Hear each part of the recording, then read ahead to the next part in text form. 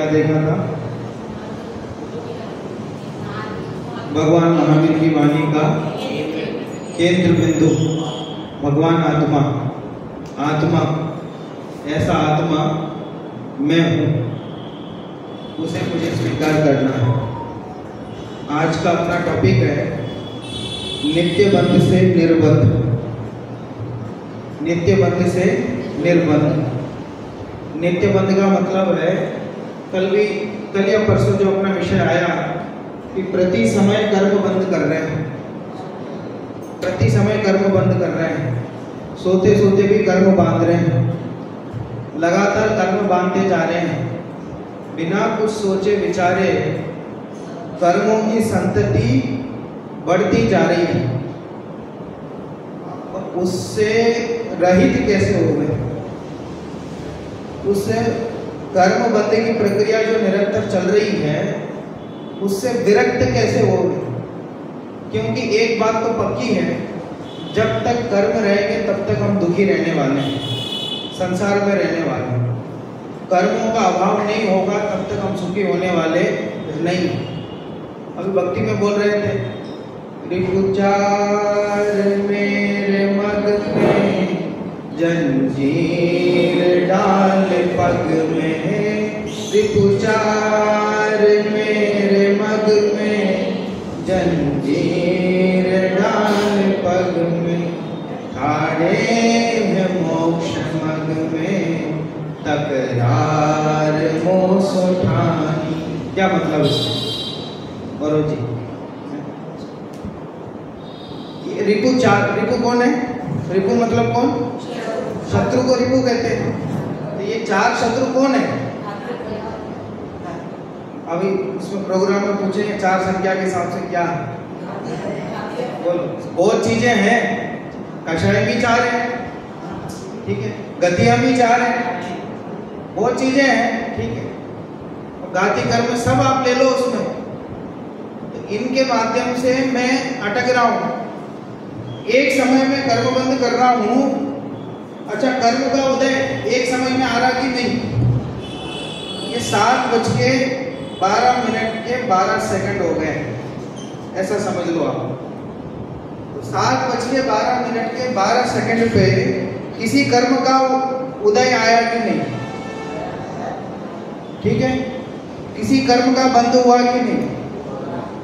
हुआ। एक ही समय पे कर्म का उदय भी आया और कर्म का बंद भी हुआ।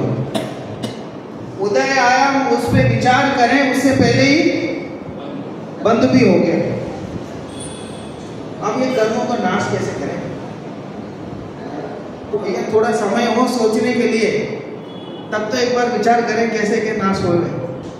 ये उदय भी एक ही समय में आ रहा है, बंद भी उसी समय हो रहा है।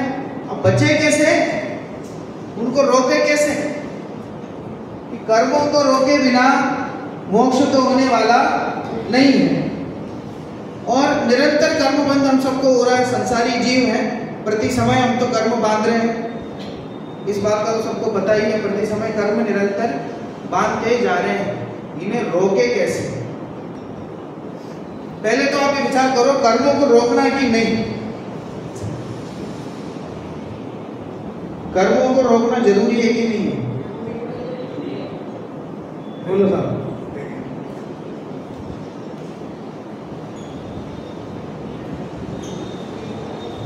कर्म आ रहे हैं, बंध रहे हैं, इससे नुकसान किसका हो रहा है? पता नहीं साहब, जिसका नुकसान हो रहा होगा।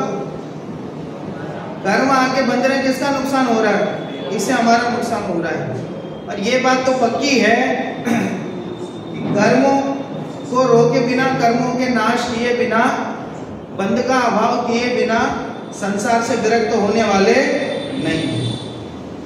संसार का अभाव तभी होगा जब कर्मों का नाश होगा। तो कर्मों का नाश करने के लिए क्या करें? ये तो विचार करना पड़ेगा, क्योंकि बहुत महत्वपूर्ण मुद्दा है। कर्मों के अभाव के बिना सुखी नहीं हो सकता जीव, ठीक है, समझ लेना इसको, सुखी है ना? कर्मों के अभाव के बिना जीव सुखी नहीं हो सकता है, ठीक है। अब ये बोले साहब सुखी किसको होना है? हम तो सुखी, ठीक है, जब एक दूसरे से मिलते हैं तो क्या पूछते हैं? बढ़िया। तो क्या जवाब मिलता है? बढ़िया। बढ़िया का मतलब क्या होता है? सुखी। सारे संसारी आपस में क्या व्यवहार करते हैं? बढ़िया बढ़िया, और सब कहते हैं सुखी। तो वो वास्तव में सुखी होना चाहते हैं कि नहीं, पहले तो विचार करें। जो प्राप्त पर्याय में ही अगर अपने आप को संतुष्ट मान लिया तो फिर वहां से तो हटने का प्रयास करेगा ही नहीं।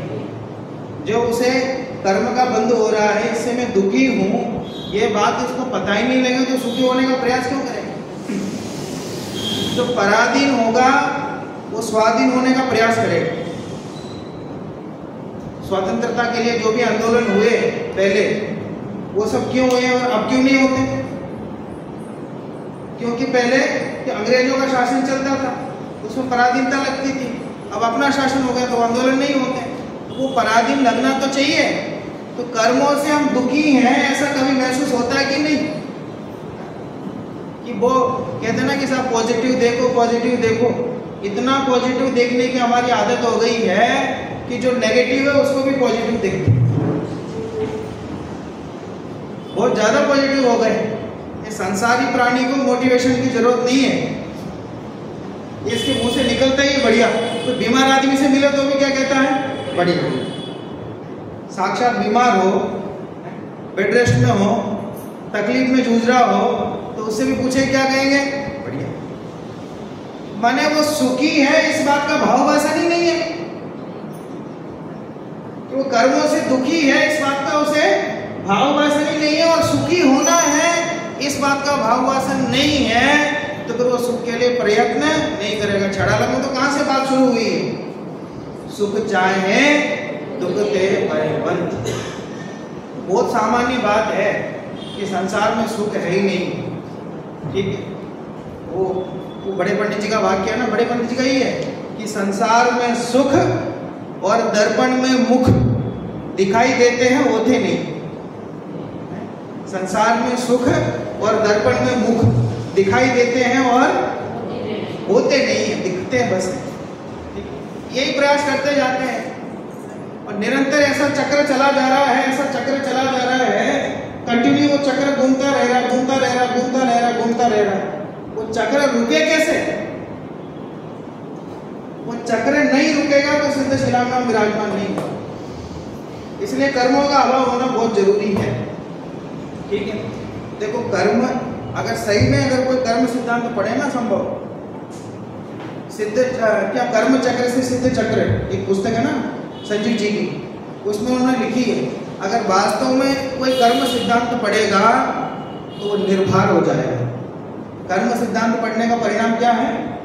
निर्भर हो जाए। हर कार्य के लिए अपने अपने कर्म अलग अलग से। ठीक है, अंतराय डालने वाला कर्म कौन है? अपने काम में अंतराय डालने वाला कौन है? कर्म अंतराय कर्म। अंतराय में भी सबके भेद अलग अलग आ गए। ठीक है, सबका भेद फिक्स है। एक उत्तम चंद जी सिवनी साहब जो आते थे पहले, जो पुराने विद्वान आप लोग जानते होंगे, वो ये कहते थे कर्म ईमानदार पुलिस। क्या कहते थे? कर्म बहुत ईमानदार पुलिस। वो किसी से रिश्वत लेके कोई काम करते नहीं। वो जो जो आपने बांधा निश्चिंत रहना, वो उदय में आएगा। जो परिणाम आपने किया तो आपको चिंता करने की जरूरत नहीं है। आपने जितना परिणाम, जैसा परिणाम किया होगा, बंद भी कैसे होगा? उसी के अनुकूल होगा। और जैसे बंद हुआ होगा वैसे ही आपके उदय में आएगा। वर्तमान में परिणाम होगा सो उससे प्रभावित होगा, सो होगा, वो अलग बात। लेकिन कर्मों में कोई बेईमानी चलने वाली नहीं। तो कर्मों के नाश के लिए कर्म से कोई निवेदन करने से काम चलने वाला नहीं। कर्म का नाश करना, उसमें कर्म का क्या योगदान है? कोई योगदान नहीं। तो कर्मों के सामने गिड़गिड़ाने से कोई काम होने वाला नहीं है। तो हमारा मुद्दा तो कर्मों को रोकना है, तो क्या करें? तो कर्मों से कुछ करने से होने वाला नहीं। फिर कैसे, क्या उपाय है जिससे जो नित्य बंद हो रहा है इस बंद से निर्बंध हो जाए? उस पर हमको विचार करना, जिससे हम सिद्ध गति को प्राप्त कर सकें, मोक्ष जा सके, कर्मों की प्रवृत्ति को रोक सके। समझ में आ रहा है ना प्रश्न? तो कठिन तो नहीं पड़ रहा। इसका उपाय हमें खोजना है कि वास्तविकता क्या है। कर्मों की तरफ ध्यान देने से तो कर्म नष्ट होने वाले नहीं है। और दूसरी सबसे बड़ी बात, अपने पास समय भी नहीं है, उदय भी आता जा रहा है और बंद भी होता जा रहा है, क्या करें? विचार करने की बात। वो जैसे कोई मशीन हो, ऐसे रस्सी वगैरह की मशीन होती है ना, ऐसे गोल ऐसे घूमती जाती है, अब उसको रोकना है, कैसे रोकें?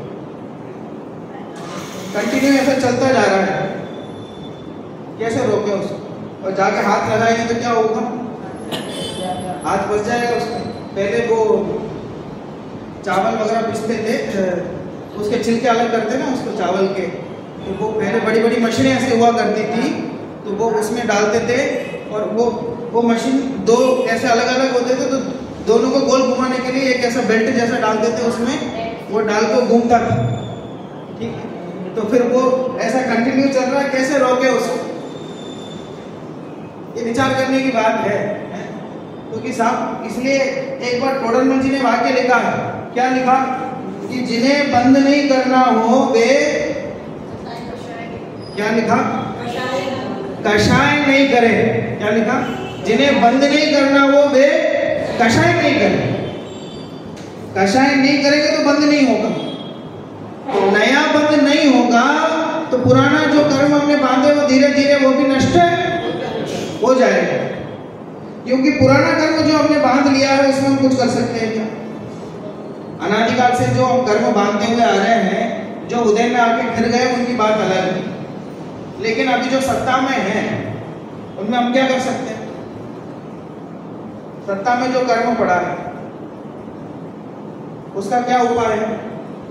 वो तो जो उदय में आएंगे फिरेंगे। उनमें से कोई अगर ऐसे हो हमारे वर्तमान के परिणाम से, अब उनको समझो उद्रीना वगैरह जो हो जाए वो बात अलग है, लेकिन अगर ऐसे कोई ढीठ वाले कर्म हो जो उदय में आके ही जाएंगे तो फिर वो आके ही जाएंगे, हम उसमें कुछ नहीं कर सकते। तो पुराने में तो कुछ हमारा हाथ नहीं है, तो हमारे पास क्या बचता है? कि नया कर्म नहीं बांधे, ठीक है? पुराने कर्म तो उदय में आएंगे ही, वो चाहे तीर्थंकर का जीव क्यों ना हो। श्रेणिक राजा का जीव कहाँ पर है? कहाँ पर है? नरक में है। और आके क्या बनेंगे? तीर्थंकर बनने वाले जीव को भी नरक में जाना पड़ेगा, क्योंकि कर्म बंद पहले हो गया। कर्म में तो किसी का कुछ चलता नहीं, तो नया कर्म हम नहीं बांधे। ये उपाय अगर करें, ठीक है? किसी से कोई गलती हो जाए तो क्या कहते हैं? किसी से कोई गलती हो जाए तो क्या कहते हैं? और कोई बात नहीं, जो हो गया सो हो गया, ये काम कर, अब ऐसा मत कर, ठीक है? अब ऐसा मत कर, जो हो गया तेरे से हो गया, कोई दिक्कत नहीं। कि अनादिकाल से भूल करते हुए आ रहे हैं, जो हो गया, कोई दिक्कत नहीं। अब क्या करना है इस पे क्या? क्योंकि जो पहले हो गया उसमें तो कोई कुछ कर सकता नहीं। अब हम क्या कर सकते हैं? कई बार मैं ऐसा कहता हूँ, लोग कहते हैं पंडित जी सब कुछ तो क्रमबद्ध है, सब कुछ तो जैसा होना होगा होगा, तो हमारा मोक्ष भी जब होना होगा तब होगा, जब होना होगा तब हो जाएगा। ऐसा कह करके निश्चिंत हो जाता है, बहुत आराम लगता है ऐसा कह करके, अपने आप को पुरुषार्थ से बचा लेते हैं। कहते हैं कि साहब जब होना होगा होगा, आप ही तो कहते हो, आपने कहा। ये बहुत पहले की बात है, हैदराबाद में कोई साधर्मी है, उन्होंने कर्मबद्ध पर्याय के बारे में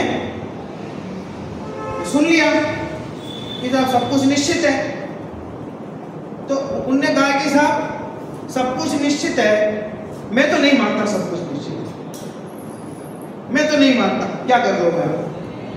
तो उन्होंने कहा ये बात कहाँ से निकली? जयपुर का किसने उन्हें बताया? तो वो कहीं घूमते फिरते जयपुर तक आए, और जयपुर में उस दिन छुट्टियां चल रही थी तो लोग थे नहीं ज़्यादा, तो वहाँ जो कर्मचारी है ना उनसे पूछा होगा उन्होंने कर्मबद्ध पर्याय क्या है, जो काम करने वाले लोग हैं, अब वो तो क्या बता पाएंगे?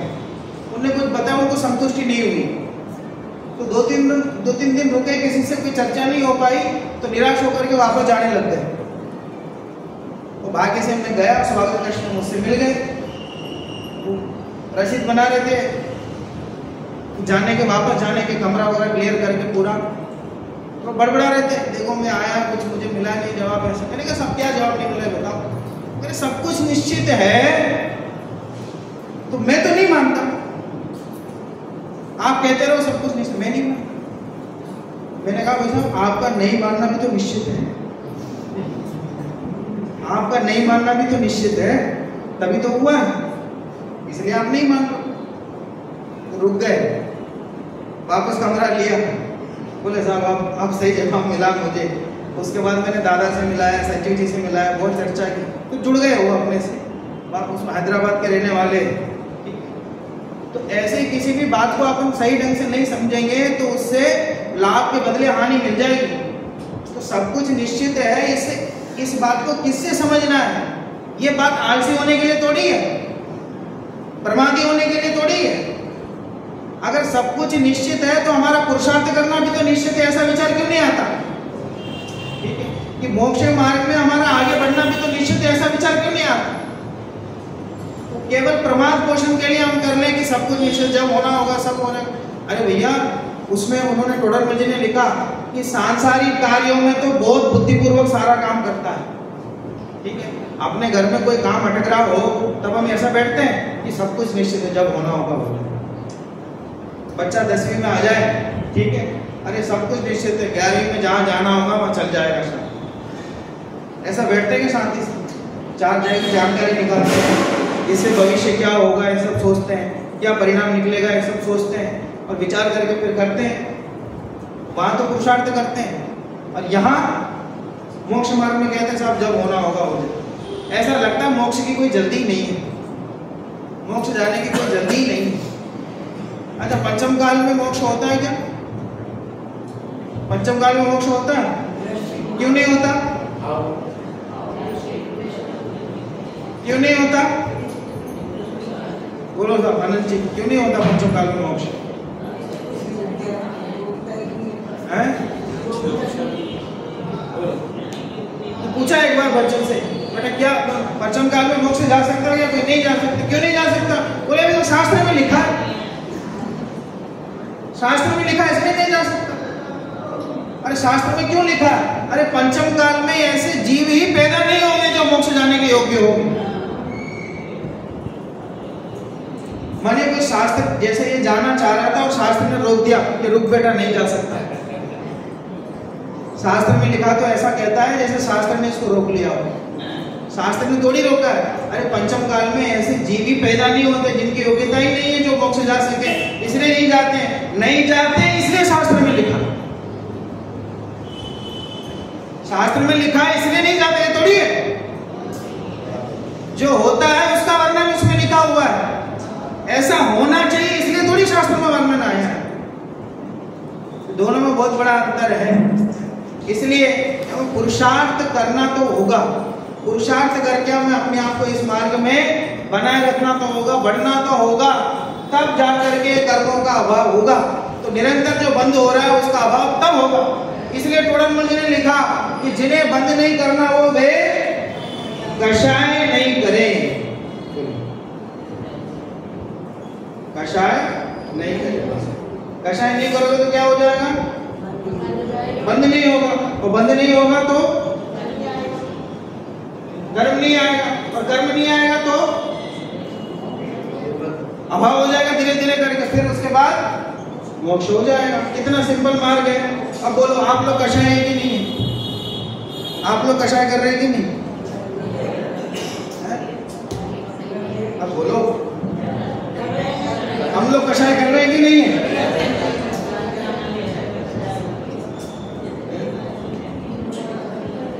बोलो। अच्छा आप ये बताओ मंद कषाय किसे कहते हैं? हम सब मंद कषाय है कि नहीं? वो क्या जवाब देने से डरते हैं? बोले जो जवाब दो उसको उल्टी बात कहेंगे ये। हम सब मंद कषाय है कि नहीं है? अच्छा सुनो, आप सुनो, आपके परिवार में संजीव जी का उदाहरण है, ठीक है, आपने सुना हो शायद। आपके परिवार में कोई मेहमान आए, आपके घर में बैठे, सब आओ भगत की, आपने पूरा उनका ध्यान दिया, मंदिर का समय हो गया, स्वाध्याय का समय हो गया, तो आपने कहा कि साहब समय हो गया मंदिर का, चलो दर्शन करेंगे, स्वाध्याय करेंगे। उन्होंने कहा अरे यार साल भर में 2 दिन तो हम आते हैं और साल भर तो तुम मंदिर जाते हो, 2 दिन आए हमारे साथ नहीं बैठ सकते हो? अरे पंडित कहाँ भागा जा रहा है, साल भर तो यही है, सुन लेना बाद में जाकर के। तुम्हारे यहाँ आए हैं, तुम हमारे साथ नहीं बैठोगे?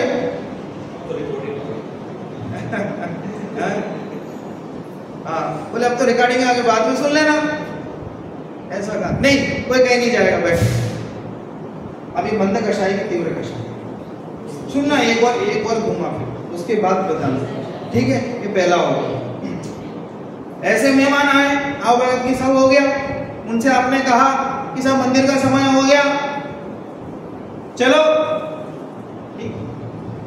तो उनने कहा देखो हमें तो मंदिर नहीं भाता है, स्वाध्याय नहीं भाता है, आप तो मुझे टीवी का रिमोट दे दो, ठीक है?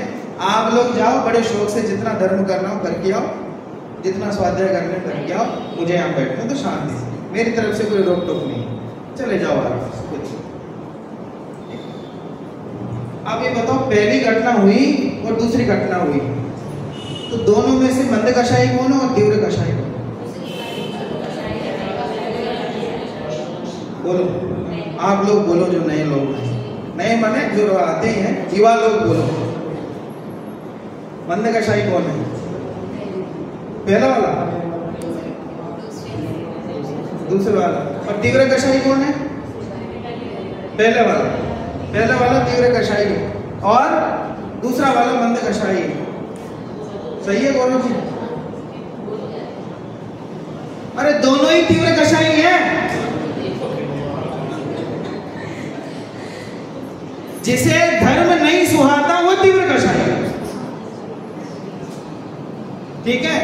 माने जो मुस्कुरा के बात करे वो मंद कषाय, जो तेज बात करे वो तीव्र कषाय। ये वेद कहां से ले आए हो? जिसे आत्मा की बात नहीं सुहाए वो तीव्र कषाय है, और जिसे आत्मा की बात सुहाए वो मंद कषाय है। बहुत बारिश हो रही है, आप सब यहाँ आए हैं, आने में तकलीफ तो हुई होगी, ठीक है? परेशानी तो हुई होगी, आए हैं, किस लिए आए हैं? किस लिए आए हैं? प्रतियोगिता मत बोलना, तेरी मम्मी का प्रतियोगिता नहीं बोलना, सुनने के लिए आए। किसकी बात सुनने आए हैं? जिन कुमार जी की। बोलो, अपनी आत्मा की बात सुनने आए ना? बोलो साहब, आप कितने दूर से आए हो? तो ये इसका नाम मंद कषाय है। शास्त्रों में मंद कषाय किसको कहा गया है? आत्मा की बात सुनने की विशुद्धि होना, उसका नाम मंद कषाय है। और आत्मा की बात सुनने का परिणाम नहीं होना, इसका नाम तीव्र कषाय। निकालो वो ऊपर, वो आपको पढ़ाता हूँ वो प्रकरण।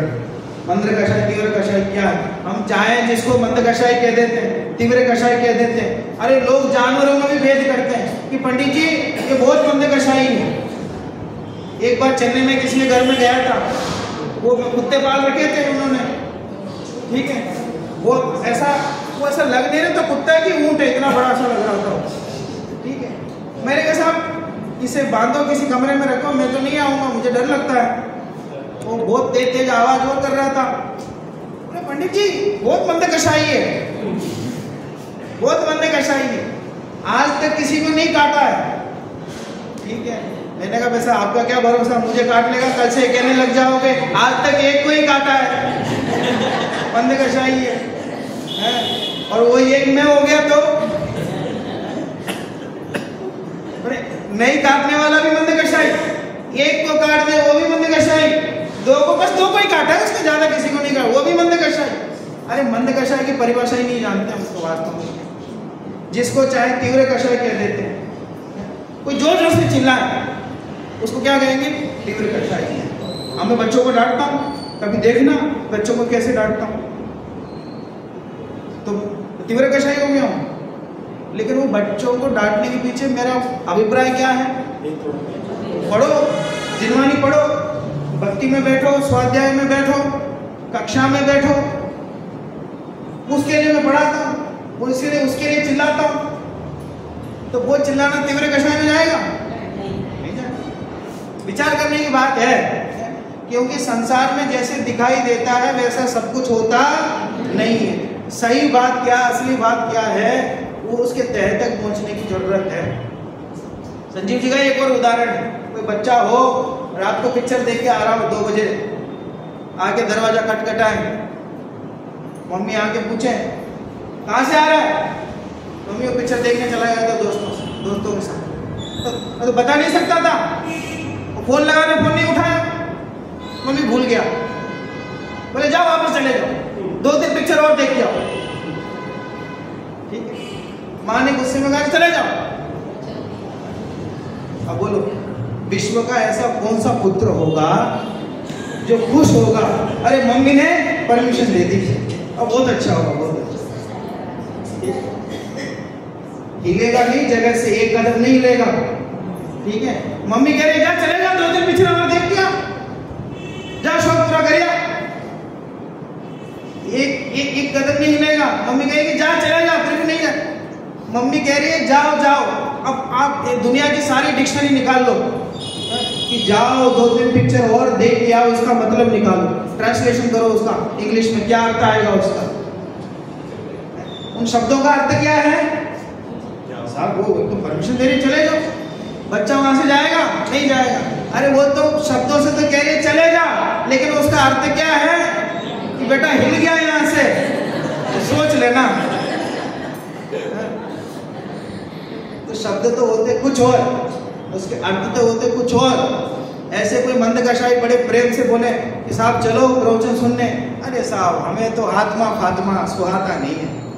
ठीक, आत्मा फात्मा बोले, ये आत्मा आत्मा की बात नहीं समझ नहीं, तो वो बहुत मुस्कुराहट के साथ बोल रहा है, तो मंद कषाई की तीव्र कषाई। देखो आप इसको, जिनवानी हमें बता रही है, दिखाई दे रहा है सबको, जिनवानी हमें बता रही है कि जिसके चेहरे पर मुस्कुराहट दिखाई दे रही है वह व्यक्ति भी तीव्र कषाई है, क्योंकि जिनवानी सुनने का भाव नहीं आना यह तीव्र कषाय को प्रदर्शित करता है। बोलो द्रव्यलिंगी मुनि की क्या गलती है?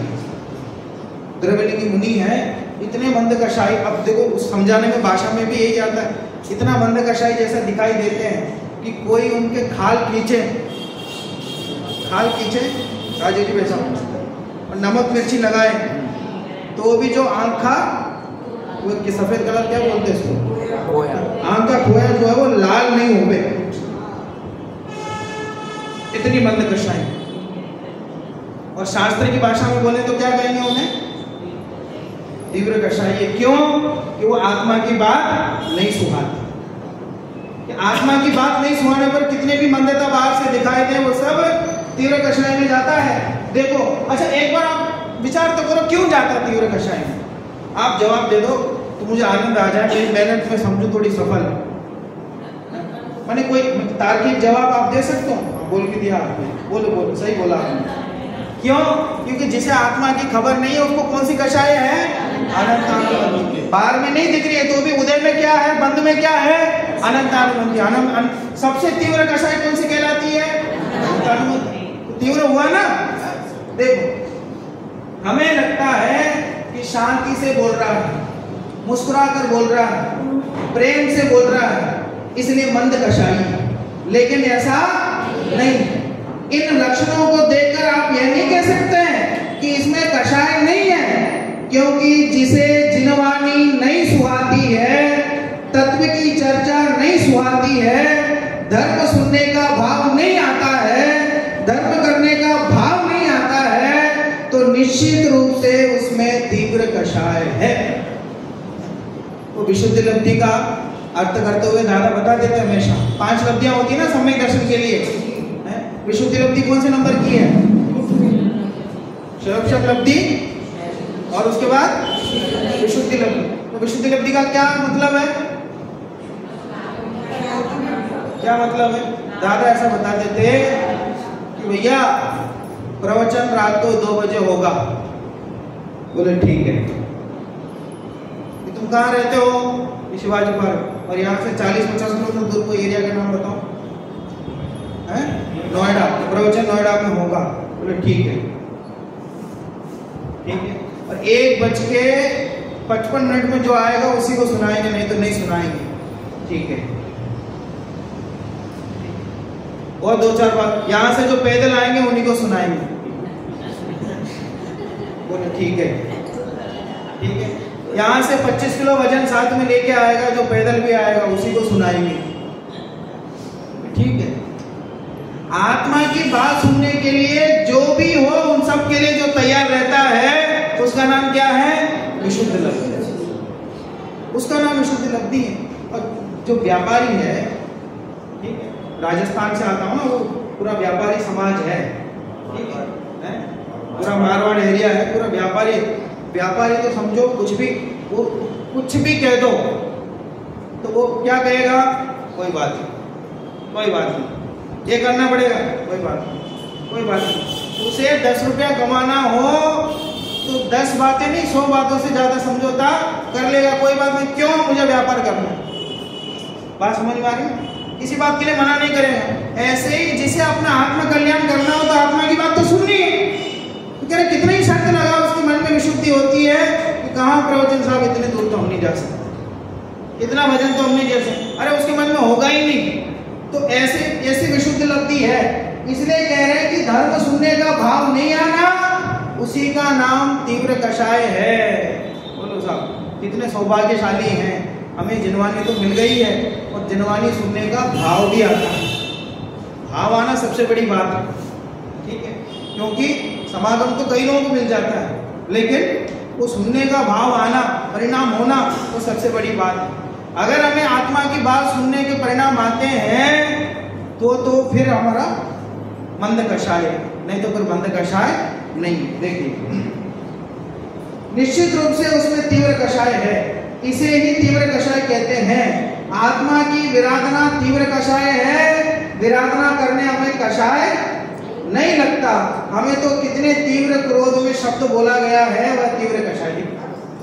जिसने जितने तेजी से बोला वो तीव्र कषाय, जिसने जितने जोर से बोल दिया वो तीव्र कषाय। अरे जोर से बोलने से, मंदसा से बोलने से कोई तीव्र कषाय मंद कषाय का भेद नहीं। तीव्र कषाय मंद कषाय का भेद किससे है? आत्मा की रुचि से, आत्मा की बात सुनने की रुचि से। बात समझ में आ गई आप? तो ये तीव्र कषाय मंद कषाय की बात की। तो कषाय तो हमें नहीं करना है, वो चाहे तीव्र हो चाहे मंद हो। बात तो कषाय नहीं करने की बात हो रही। कषाय नहीं करेंगे तब बंद से हम निर्बंध होंगे। निर्बंध होने के लिए कषाय का ही नाश करना पड़ेगा। तो कषाय के नाश करने के लिए भी पहले आत्मा की बात सुनने रूप मंद कषाय तो होनी चाहिए, ठीक है। फिर धीरे धीरे पहले तीव्र कषाय को नष्ट किया और उसके बाद मंद कषाय को भी नष्ट करना। तो तीव्र कषाय को कैसे नष्ट किया? आत्मा की रुचि ला करके, धर्म की रुचि ला करके तीव्र कषाय को नष्ट किया। अब क्या रह गया? अब मंद कषाय रह गई। मंद कषाय का भी अभाव कर कि जैसे धीरे धीरे धीरे आत्मा की और दृढ़ता होती जाती है, आत्मा में लीनता होती जाती है, वैसे वैसे कर्मों का अभाव धीरे धीरे होता है। नए कर्म तो नहीं बनते। जब आत्मा में लीन होते हैं तब नए कर्म तो नहीं बनते। तो जैसे जैसे नए कर्मों का भी अभाव होता है और आत्मलीनता से पुराने कर्मों का भी अभाव होता है, सत्ता में पड़े कर्मों का भी अभाव होता है। और ऐसा कर करके ऐसी स्थिति हो जाती है, वो अनंत भगवान को कर्म आते हैं और खिर जाते हैं। गिरिया 50 होता है ना, बंधते नहीं है। कर्म तो बहुत है, पूरे 3 लोक में खुदगल भरा हुआ है, कर्म तो बहुत है, पर बंधते किसको है? ठीक है, बंधते किसको है? अरे बंधते किसको है? दीवार है, ठीक है, दीवार में है? जीव को बनते, पर क्यों बनते हैं? जैसे दीवार है, दीवार में एक मुट्ठी भर के आपने मिट्टी ले ली और मिट्टी को आपने दीवार में दे मारी, तो वो उसमें दीवार में मिट्टी चिपकेगी। कब चिपकेगी? दीवार अगर सूखी है तो सारी मिट्टी नीचे गिर जाएगी, और वो दीवार में चिकना बने तो क्या होगा? मिट्टी चिपकेगी, ठीक है। तो कर्म किससे बनते हैं? जो राग द्वेष करता है उससे कर्म बनते हैं। तो राग द्वेष का नाम क्या है? कषाय, ठीक है। कषाय करता है तो बनता है। अरे कषाय में भी एक सा बंध नहीं होता, ठीक है। कषाय में, कषाय तो परिणाम है, कषाय से भी बढ़कर एक चीज अभिप्राय। क्या? कषाय से भी एक चीज बढ़कर है अभिप्राय। क्रिया से तो बंद होता नहीं, क्रिया तो हम जैसे भी कर लें बंद तो होता ही नहीं। तो कई लोग क्या इससे खुश भी हो जाते हैं, कहते साहब क्रिया तो क्या कोई गलत क्रिया भी हो जाए तो क्या दिक्कत है, क्रिया से तो बंद नहीं होता। एक तो क्या कोई भी बात बताओ तो उसमें से लाभ जितना मिलना चाहिए उससे ज्यादा नुकसान ज्यादा हो जाता है, लोग उसमें से अलग अर्थ निकाल लेते हैं। एक द्रव्य, बच्चे नए बच्चे आए, हम उनको पहले दिन पढ़ाए, एक द्रव्य दूसरे द्रव्य का करता धरता नहीं, कमरे में पहुंचते उस बच्चे ने एक बच्चे को छाटा मार दिया, ठीक है। और सामने वाला बच्चा रोता रोता मेरे पास आया, भैया उसने मार दिया। मैंने उसको बुला भी क्यों मारा, बोले भैया एक द्रव्य दूसरे द्रव्य का करता ही नहीं है, ठीक है। अब मैं भी उस समय एकदम जब युवा था, जब संभालने लगा था, रोने वाले का तू भी एक लगा इसके, उसने लगा, फिर ये रोने लग गया, भैया आपने ऐसा क्यों किया, बोले एक द्रव्य दूसरे द्रव्य करता नहीं है। जिसमें अपना फायदा हो उसमें तो सिद्धांत लगा देते हैं, और जिसमें अपना नुकसान हो फिर कहता भैया ऐसा थोड़ी होता है। तो भैया तुमने किया तब ये विचार नहीं किया ऐसा होता है। तो कोई भी सिद्धांत हम समझें तो सबसे पहले उसमें से रास्ता निकालने लगते हैं कि कहाँ लागू होगा, हमारे प्रमाण पोषण के लिए, अज्ञान पोषण के लिए कहाँ लागू होगा, ठीक है। तो ऐसा नहीं करना, शास्त्र की जो सही बात है, सच्ची बात है, उसको समझो, जब जाकर के उसकी गहराई से हमें आनंद मिलेगा, उससे लाभ मिलेगा। तो मैं कौन सी बात कह रहा था, इससे पहले कौन सी बात कह रहा था?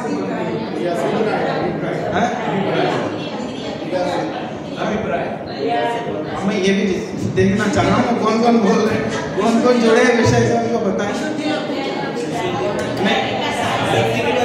उत्तर तो आ गया मेरे पास, 2-3 ने सही उत्तर दे दिया।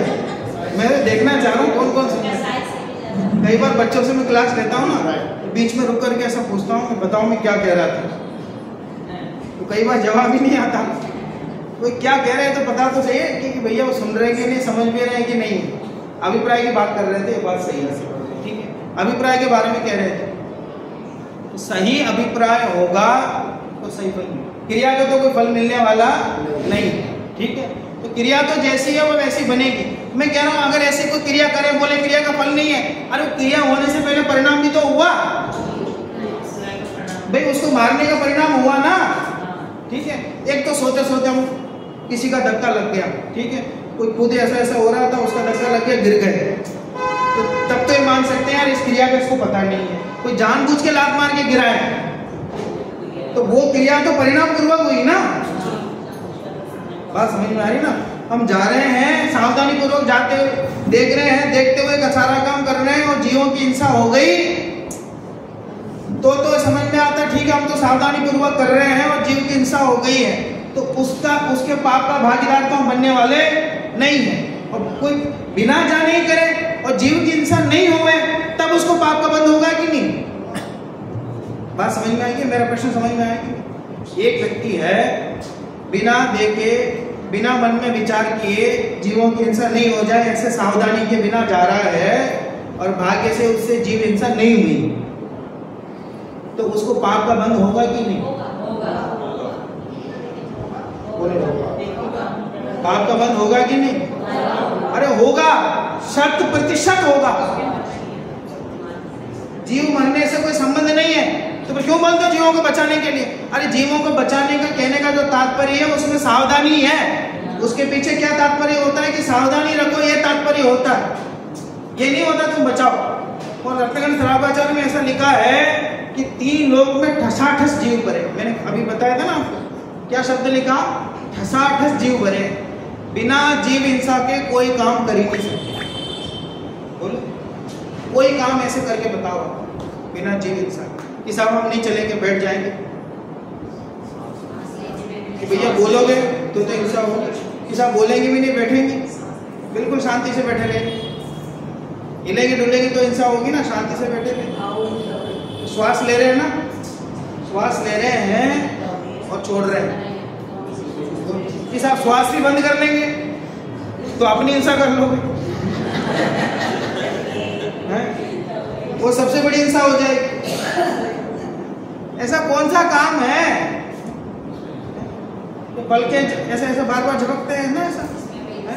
कितनी, आप बताओ ऐसा कौन सा काम है, मैं बोल रहा हूँ आधे घंटे से, क्या हिंसा नहीं हो रही है?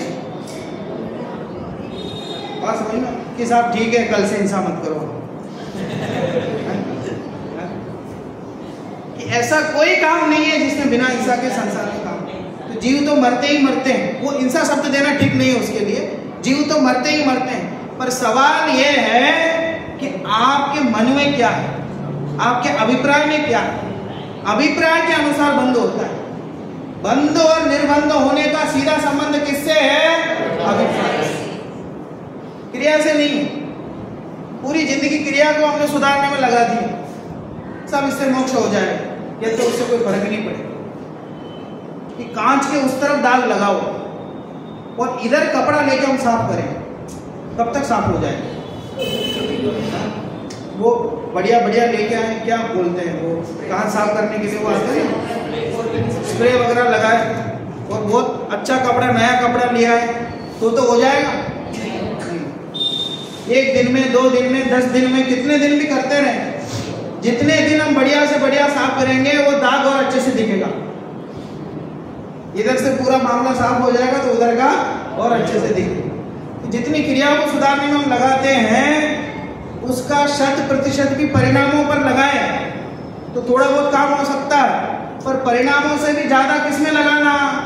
अभिप्राय में लगाना। क्योंकि एक ही परिणाम के भी अलग अलग फल मिलते हैं। क्या कहा? एक ही परिणाम के भी अलग अलग फल मिलते हैं। वो कहानी तो आपने सुनी होगी। एक मुनिराज थे, ध्यान में मग्न थे, जो 2 जीव थे, वो पूर्व भाव से उनका आपस में बैर था, ठीक है। तो एक जैन धर्म को और एक बौद्ध धर्म को वो फॉलो करते थे। तो जैन धर्म के साधुओं को रुकने के लिए एक उसने आवास बनवाया। किसने? जैन धर्म के अवलंबन चीज होते हैं, एक आवास बाहर में, गांव के बाहर बनवाया। कोई साधु आए तो रुक जाए, वस्तिका बोलते हैं ना जिसको, कोई साधु आए तो अपने आप रुक जाए, तब करें और चले जाए। तो बड़े भाव से उसने बनवाया। दूसरा मित्र था, वो बौद्ध मत को मानने वाला था। तो उसने क्या किया, एक जैन साधु आके ठहरे हुए थे, उनको वहां से भगा दिया और अपने बौद्ध साधु को रोक दिया और उस पर कब्जा कर लिया वस्तिका। दोनों में लड़ाई हुई, दोनों मर गए। एक बना सुअर और एक बना शेर। सुअर कौन बना? जो जैन धर्म का अवलंबी था वो सुअर बना, और जो बौद्ध धर्म का अवलंबी था वो बना शेर। शेर वो बाघ बना, ठीक है। तो तब भी एक मुनिराज आकर के गुफा में बैठ करके ध्यान कर रहे थे। तो वो जो बाघ था उसे ऐसा लगा कोई मनुष्य है, तो उन्हें खाने के लिए उनके पास पहुंचा। और इधर से सुअर को उसने देखा, उसको भी जाति स्मरण हो गया। उसने कहा कि ये बदमाश से पिछले भाव से सुधरा ही नहीं, इसका एक ही काम है, अब की बार सबक सिखाता हूँ उसको अच्छे से। तो वो जाके मुनिराज के सामने खड़ा हो गया और दोनों में भीषण लड़ाई हुई। 1.5-2 घंटे तक लड़ाई हुई और दोनों मर गए। और शेर मर करके कहाँ गया? नरक में। और सुअर मर करके कहाँ गया? स्वर्ग में। अब मुझे आप ये बताओ, अब इसमें भेद करो आप, दोनों की क्रिया कैसी थी? क्रिया पूछ रहा हूँ। हाँ, क्रिया वही थी जो हम कर रहे हैं, लड़ रहे हैं। तो दोनों की क्रिया कैसी है? लड़ने रूप है, दोनों लड़ रहे हैं, ठीक है। अब परिणाम पे फोकस करो। परिणाम कैसे?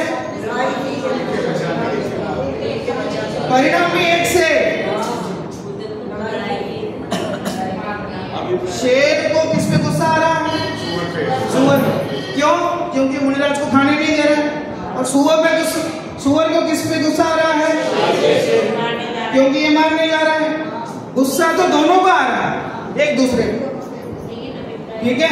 दोनों बहुत क्रोधी होकर के लड़ाई कर रहे हैं, तो परिणाम भी सेम ही हुआ।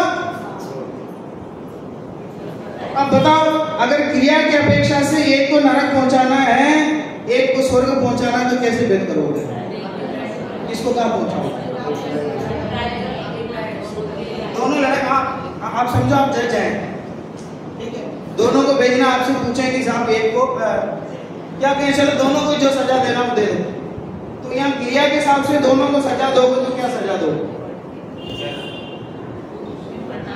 दोनों की क्रिया तो एक से, भैया दोनों को नरक में भेजो, ठीक है, दोनों को नरक में भेजो। अब चलो परिणाम, तो परिणाम में अपेक्षा देखो, दोनों को क्रोध परिणाम हो रहे हैं, एक दूसरे पे क्रोध कर रहे हैं, तो कहां भेजोगे? लेकिन फर्क कहां पड़ गया? अभिप्राय में पड़ गया, अभिप्राय में पड़ गया फर्क कि एक को मुनिराज को बचाने का भाव था और एक को मारने का भाव, इससे फर्क पड़ गया। इस फर्क के कारण एक गया नरक में, एक गया स्वर्ग। बोलो, तो कर्म जो है वो क्या देखते हैं? अभिप्राय देखते हैं। मुझे क्या आपको बताना था, कर्म में बंधते समय में भी और अभाव के समय में भी क्या देखते हैं? अभिप्राय देखते हैं। आपके अभिप्राय के अनुसार कर्म बनते हैं, ठीक है। एक तो क्रिया और परिणाम में तो बहुत ज्यादा ध्यान देने से कुछ फायदा होने वाला नहीं है। एक पंक्ति आई, परिणाम की संभाल में गाफिल मत वो प्राणी, ठीक, परिणामों के संभाल में नित्य इसी बात से परेशान रहते हैं, सब क्रोध आ गया, क्रोध आ गया, क्रोध आ गया, क्रोध आ गया, दुखी हो रहे हैं। दुखी होना कौन सा ध्यान है? अर्थ ध्यान हुआ ना, तो अर्थ ध्यान कर रहे हैं निरंतर, ठीक है। तो अभिप्राय में अगर परिवर्तन हम नहीं करेंगे तब तक काम होने वाला नहीं है। अगर हमारा अभिप्राय ऐसा हो जाए कि मैं किसी का कर्ता धर्ता नहीं हूं, कोई मेरा कर्ता धर्ता नहीं है, और मेरा काम क्या है? जानना, देखना। अच्छा, सुअर और शेर में से दोनों में से कोई मोक्ष क्यों नहीं गया? शास्त्र में लिखा है, बोलो साहब, दोनों में कर्ता बुद्धि, दोनों में कर्ता बुद्धि। आपसे अपेक्षा थी, आप दे सकते थे, ऐसा होता है, बहुत बढ़िया। एक को मारने का भाव था, एक को बचाने का भाव था। मारना भी कर्ता बुद्धि है और बचाना भी कर्ता बुद्धि है, इसलिए मोक्ष नहीं गए। वहां जो मुनिराज बैठे तो मोक्ष चले गए, क्योंकि वो सोच रहे थे कि शेर मुझे खा सकता नहीं और सुअर मुझे बचा सकता नहीं, वो मोक्ष चले गए। बोलो, अभिप्राय का खेल देखो आप। तीन जीव बैठे थे वहां, एक चला गया स्वर्ग, एक चला गया नरक, एक चला गया मोक्ष। जब अभिप्राय में ऐसा हो जाएगा कि मैं किसी का कर्ता धर्ता नहीं हूं, तो हो गया। तो टोडरमल जी ने जो लिखा कि जिन्हें बंद नहीं करना वो कषाय नहीं करे, तो कषाय नहीं करे माने वो अभिप्राय की बात है। मैं कषाय करने वाला हूं नहीं, ऐसा माने उसकी बात है। तो बहुत मुश्किल से कोई व्यक्ति बैठा था कि साहब क्रोध करना बुरा है, क्रोध करना बुरा है, उससे बहुत पाप का बंध होता है, नरक गति में चले जाते हैं। ऐसा उसको पता लगा कि उसने कहा कि अब मैं क्रोध नहीं करूंगा 10 दिन तक, 10 लक्षण, ठीक।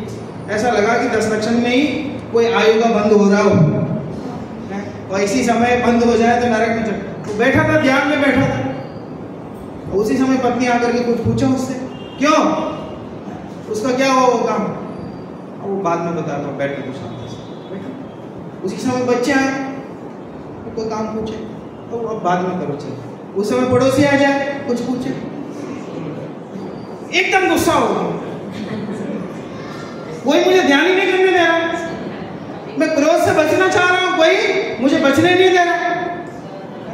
बोलो भैया, ऐसा तो कभी बची नहीं पाएगा, ठीक है। पत्नी भी परेशान करेगी, बच्चे भी परेशान करेंगे, पड़ोसी भी परेशान करेंगे, दुनिया परेशान करेगी।